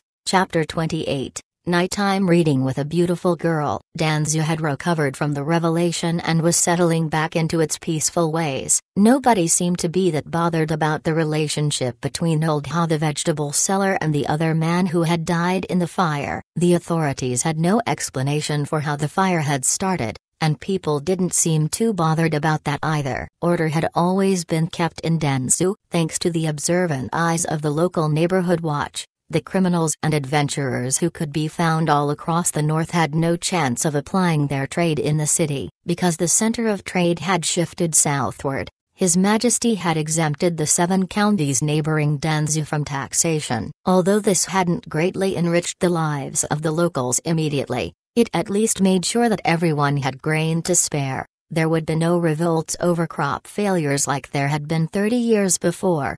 And although Danzhou was next to the sea, the natural disposition of its people wasn't affected by the unpredictable weather born from the sea. Within the city, the people kept their cool and were always respectful toward the city's noble families, showing the appropriate reverence and care toward the estate of Count Sinan. Although they were all well aware that Fan Xian was an illegitimate child, they still called him young Master Fan, and made sure never to show any of the contempt they might have felt. This was what troubled Fan Xian, apart from the unfortunate business with Zhu the housekeeper, where he had acted with the full entitlement of a scion of a rich family. He had not had any opportunity to play such a part. Strolling along the streets of Danzhou, the people treated him amiably and respectfully. No one ever tried to provoke him. The Zenki within him slowly accumulated, refining and strengthening his meridians. Most of the energy that drained off to the Xushan point located on his lower back wasn't causing any issues, but wasn't sure what purpose it served staying there. Fan Xian had always played the part of an earnest, tactful young gentleman, but as the days went by, he felt stifled, and now that he knew he was strong enough to kill a would-be murderer, he looked forward to the day when he could play the hero, delivering justice and rescuing beautiful women. But Danzhou was peaceful, too peaceful. Soothing incense burned in the study, its faint aroma comforting the soul. Fan Xian held a delicate writing brush in his hand, writing earnestly on a sheet of fine writing paper that was about the width of 4 palms. Because literature was divided into modern and classical styles, one wrote with either a goose quill or a brush. The goose quill was easier to use and was used throughout the offices of state in the Jingdu. When Fji came to Jingdu to teach him, he had also used a goose quill.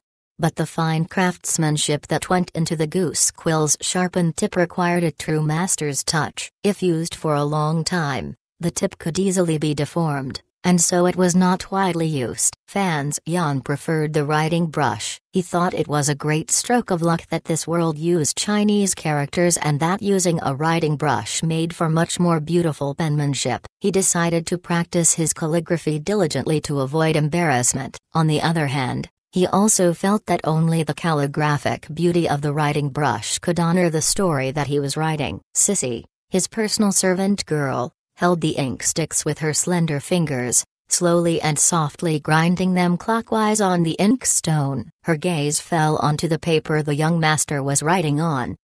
When Qinzong saw Xian alone in the room washing the tea bowls, he ran up to her and kissed her. Xian was taken aback and stomped her foot. "What are you doing? Do it again and I scream for help!" My lady, I beg of you, I am overcome with emotion, said Qinzong. "If you will not do as I ask today, I shall die here on the spot." "What do you want from me?"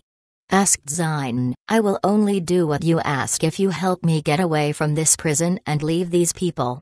"It can be done," said Qinzong, "but distant waters cannot quench the immediate thirst." Sissy glanced at the page and blushed. How can Xian be so shameless? Fan Xian lifted his head curiously at the servant girl's complaint. "How is Xian shameless?" he asked, beaming. When he was in the study, or in some other place people were unaware of, he would always call for the servant girls. This habit had started with Donger. The servant girls couldn't say no, and the old lady of the house didn't care, so they could only do as he asked. They had long been used to his behavior. There was nothing strange about it. Sissy's cheeks were as beautifully red as the sunrise. "That nun," she stammered, "she speaks and acts so carelessly."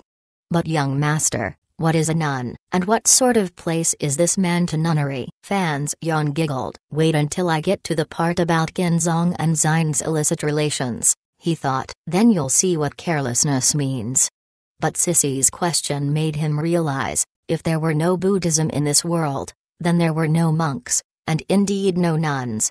He scratched his head with his empty hand. He wasn't sure how to explain it. "Nuns are like ascetics," he finally responded, "and meant a nunnery is a bit like a temple." Sissy was shocked. "Young master, don't write such things. The temple lies in the mists of the heavens, and takes pity on the common people. It doesn't get involved in earthly affairs. How can it be such a filthy place?" Fan Xian cut his explanation short. "I understand," he said, smiling. "I will be more careful with my writing." He wrote a little more, and then a thought struck him. He asked Sissy to leave so that she wouldn't lay eyes on some of his raunchier work and report it to the old lady. When he was young, He would tell Donger stories to scare her. Donger thought that he had been taught the stories by his teacher Zixi, and she had gone to tell the old lady. It led to Fan Xian being made to write lines from memory as punishment for days. Sissy warned him to be careful again, set down the ink stick in her hand,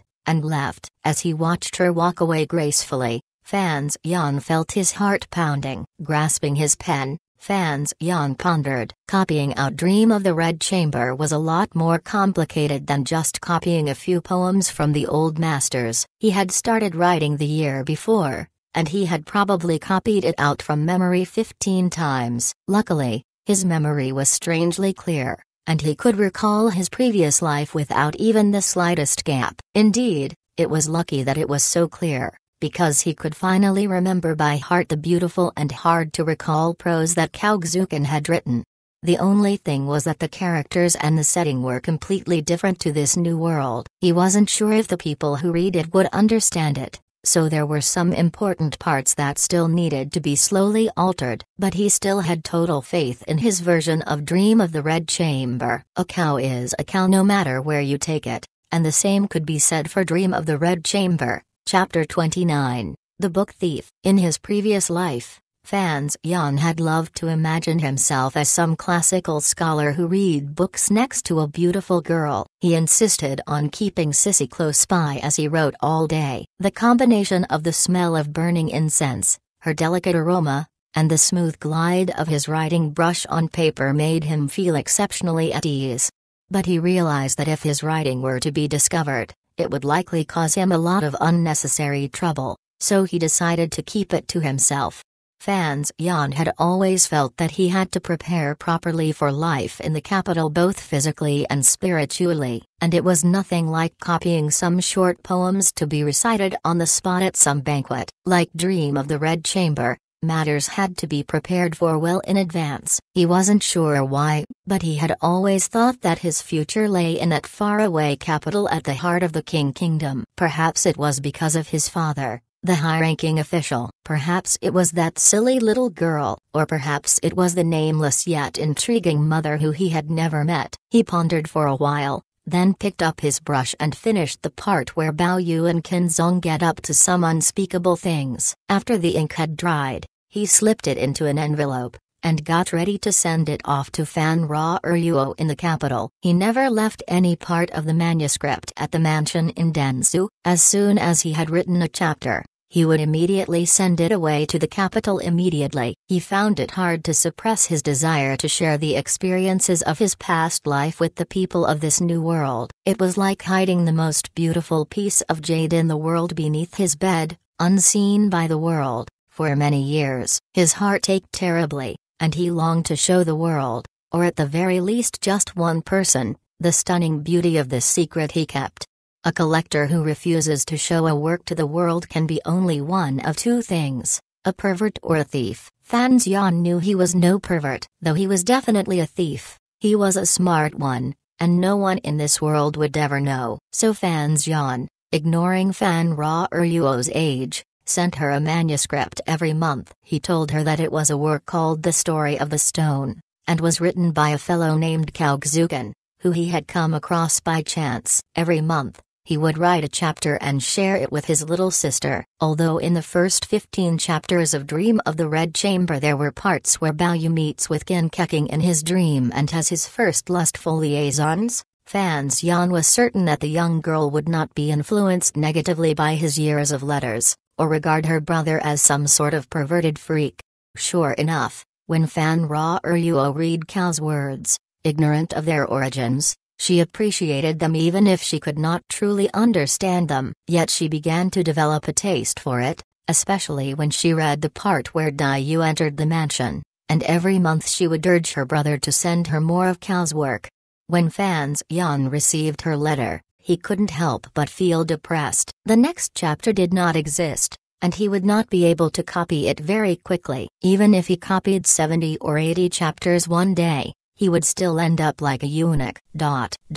After he had finished copying for the day, Fan Xian began to read a book, as he usually did. His study was filled with all kinds of works, all sent from the capital by the Count. Every time he thought about the Count's attempts to expand his book collection, his impression of this father he had never met would always change. At the very least, he knew that a maturing boy needed such things. In a country with no pornography, Fan Zyan had no way to stave off boredom and loneliness, save for manipulating the powerful Zenki within his body and tormenting the servant girls, and so he dove headfirst into the many and varied books held within the study. The books covered all kinds of topics, from agriculture to the laws of the land. Nothing was missed. There were also some of the classics of the world, packed tightly onto the shelves like bricks. Fan Zyan had built the shelves according to his vision. They were simple, and each shelf was lined with the lemongrass that grew in Yaozu. This herb prevented bookworms from getting into the books, but it seemed that few people were aware of its properties in this world, and so outside of the estate it was only used as a cooking ingredient.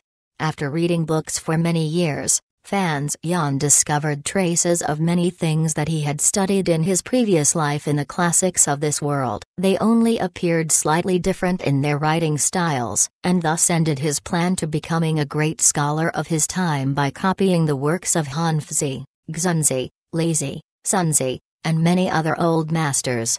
Whether it was on the subject of poison, practicing his Zenki, or reading, Fan Zyan was always committed to his studies. With steady and hard-working dedication almost unseen in a boy his age, he continued to gain knowledge. He knew he was no different from the people around him. He had not arrived in a world where the average IQ was 50 points. The only advantage he had was some of the knowledge he had from the society of his previous world, and the fact that he had gained self-awareness earlier than the average toddler. The oil lamp crackled and let off a small ball of flame, lighting up the room. As Fan Zyan bent over his desk to study, his eyes began to droop, and he fell asleep. After his morning bath the next morning, Fan Zyan went to greet the Countess in her room before going to the hall for breakfast. Ever since the incident with the assassin, his impression of his grandmother had changed greatly. Apart from the morning greetings he had been doing for years, he would also chat with the kindly-looking old woman, trying to make her laugh. I heard that one day His Majesty once called his Prime Minister, the Chancellor, the Director of the Overwatch Council, the head of the palace eunuchs, and a group of high-ranking officials to the palace hall to discuss matters of state. That day, a meteor fell from the sky, smashed through the roof of the palace hall, and squashed all of His Majesty's ministers flat. His Majesty summoned the imperial physician to treat them, and he waited outside the sick room. Soon after, the imperial physician came out and His Majesty asked him, "Doctor, could you save the Prime Minister?" The physician shook his head. "I'm afraid I couldn't save the Prime Minister," he said. As she listened, the Countess's face was full of suspicion. She couldn't understand why a child would speak about affairs in the capital. They were treacherous things, of which she had boundless first-hand experience. She eyed him uneasily. His Majesty asked, "What about the Chancellor?" The physician shook his head sadly. "I couldn't save him either." "Then what about Eunuch Hong?" The physician shook his head again. His Majesty got angry. "Then who could you save?" The physician perked up. "Your Majesty is most fortunate. The kingdom has been saved." On hearing the last line, the Countess immediately burst into laughter, to the point where she was close to tears. She pointed her finger at Fan Zyan's innocent face. "You little devil," she scolded. "If we were in the capital and you told that joke, they'd haul you off to the Overwatch Council." Chapter 30, The Past. Although no other nation could match the power of the Kingdom of King, there was no end of scheming within the corridors of the imperial court. In the eyes of the citizens, the government's most treacherous officials were the Prime Minister, the Chancellor, and Eunuch Hong Gong, leader of the palace eunuchs, all mentioned in the previous joke. It went without saying that the director of the Overwatch Council was also infamous, but out of respect for his relationship with Fan Zyan had decided not to make him the butt of the joke.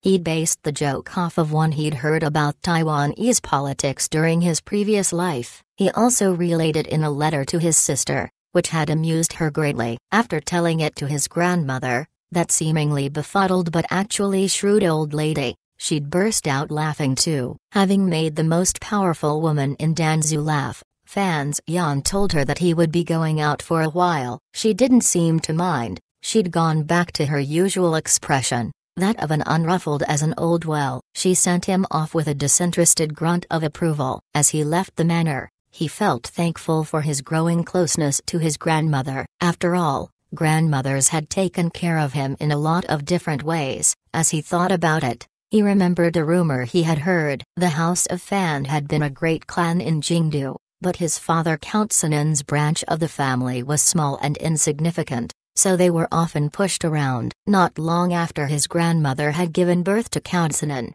she was pressed into service as the wet nurse of Prince Qing's household, unheard of for a member of the nobility.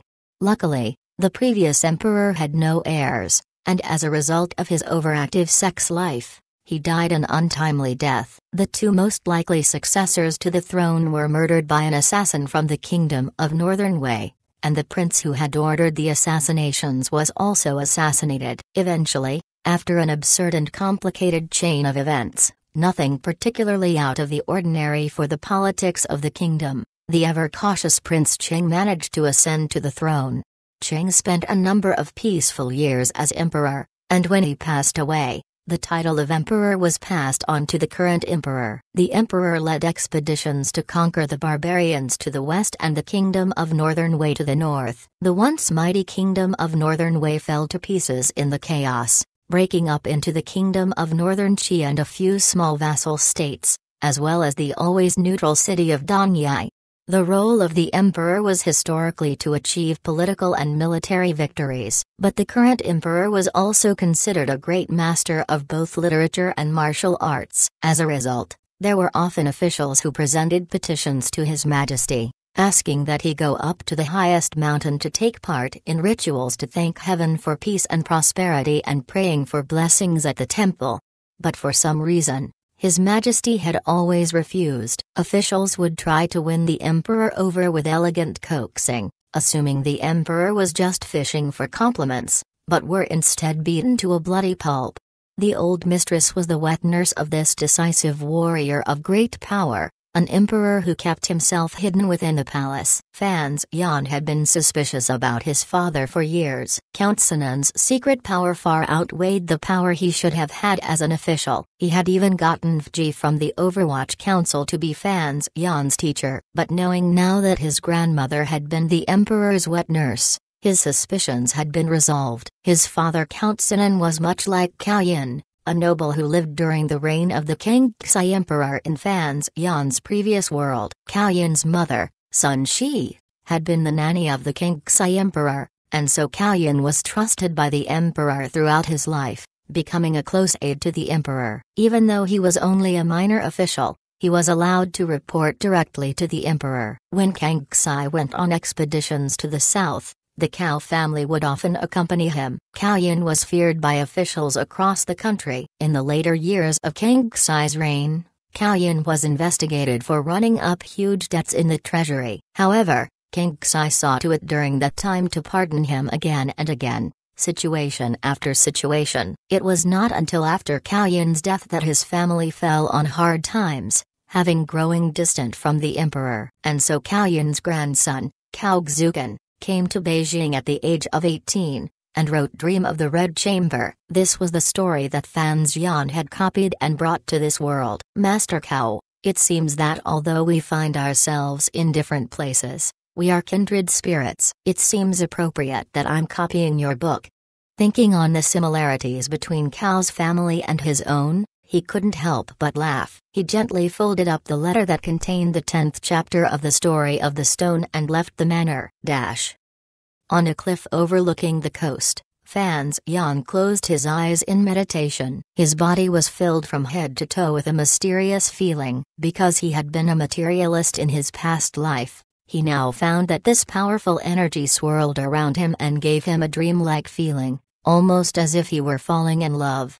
Love is always a bittersweet thing, and his practice with this powerful energy brought him both pleasure and pain. It was clear that it was changing his body in exceedingly mysterious ways, greatly improving his strength and his responses, but it often refused to do as he commanded and would scatter, putting him in danger. Because of the years he had spent being beaten senseless by Wuzhu, his Zenki had become more well-behaved. But today he was approaching great danger. It was the final day of his Zenki training. Wuzhu stood calmly to one side, looking at Fan Xian, who sat cross-legged and in a deep meditative trance. He held his wooden stick in his hand like he usually would. Following his will, the Zenki that had pooled into his Danshan flowed slowly out and was carefully guided through the meridians in his chest and belly, and as it had done for the past dozen or so years, it disappeared without trace, sinking into the Xushan point in his spine by his kidneys.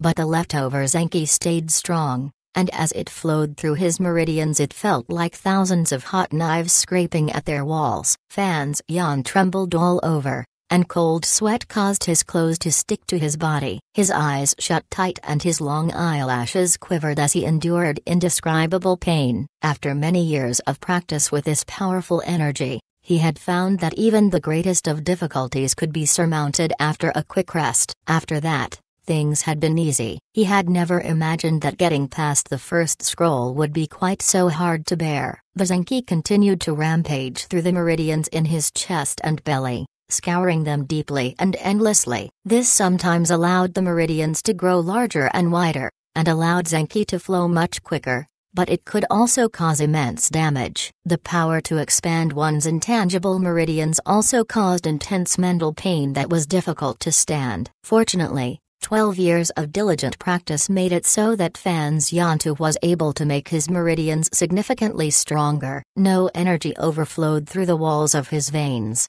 something that would have led to really serious problems. His powers of concentration had been greatly honed throughout his strange lives, both in this world and the last, making him much stronger than the average person. Though it seemed like a long time had passed, the sun was only just rising above the eastern sea. As it hung there in the distance, it threw its warm red light upon the cliff, shining upon two lonesome figures, one standing, one sitting. The Zenki reversed its flow and headed upward. Powerful and ruthless, it broke through the thin barriers of his body. Flowing from the cycle gate point in his chest straight to the Tanshu point in his belly, it suddenly shot up to the top of his nose, slicing like a knife. In the red dawn light, Fan Xian felt as if he had been suddenly struck by lightning. His head shot up, looking up at the sky, his mouth wide open, unable to make a single sound.